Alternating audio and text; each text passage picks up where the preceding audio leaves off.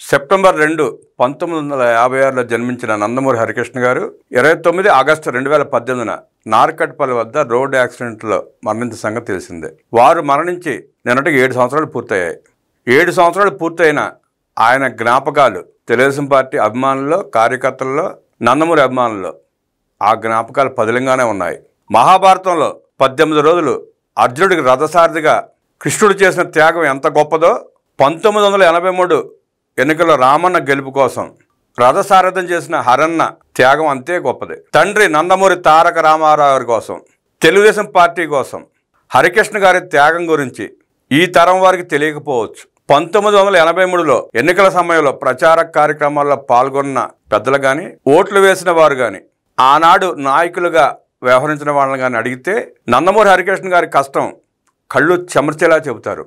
హరికృష్ణ గారు చైతన్య రథం తెలుగుదేశం పార్టీ కార్యకర్తల్లో ఎప్పటికీ చెరిగిపోని ఎమోషన్. వారు మరణించి 7 సంవత్సరాలు అయిన సందర్భంగా తెలుగుదేశం పార్టీ జాతీయ అధ్యక్షులు, ఆంధ్రప్రదేశ్ రాష్ట్ర ముఖ్యమంత్రి వర్యులు నారా చంద్రబాబు నాయుడు గారు ఘన నివాళులు అర్పించారు హరికృష్ణ గారికి.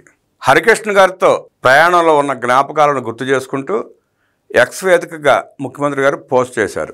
మా మధ్య కేవలం బంధుత్వం మాత్రమే కాదు, అంతకు మించి ఎక్కువ ఆత్మీయత, స్నేహాన్ని పంచుకున్నాం. కుటుంబ సభ్యులకే కాదు, పార్టీ కార్యకర్తలకు, నందమూరి అభిమానులకు ఆత్మీయతను పంచిన మంచి మనిషి హరికృష్ణ అంటూ ముఖ్యమంత్రి చంద్రబాబు నివాళులు అర్పించారు. హరిమామయ్య సేవలు చిరస్మరణీయం అన్నారు మంత్రి నారా లోకేష్. నందమూరి హరికృష్ణ వర్ధంతి సందర్భంగా విద్యా ఐటీ శాఖల మంత్రి నారా లోకేష్ నివాళులు అర్పించారు. హరిమామయ్య వర్ధంతి సందర్భంగా ఆయన స్మృతికి ఘన నివాళులు అర్పిస్తున్నాను అన్నారు. టీడీపీ పొలిట్ బ్యూరో సభ్యులుగా, మంత్రిగా, ఎమ్మెల్యేగా, రాజ్యసభ సభ్యులుగా ప్రజలకు విశేష సేవలందించారని కొనియాడారు. సినీ రంగంలోనూ తనదైన నటనతో తెలుగువారిని అలరించారు.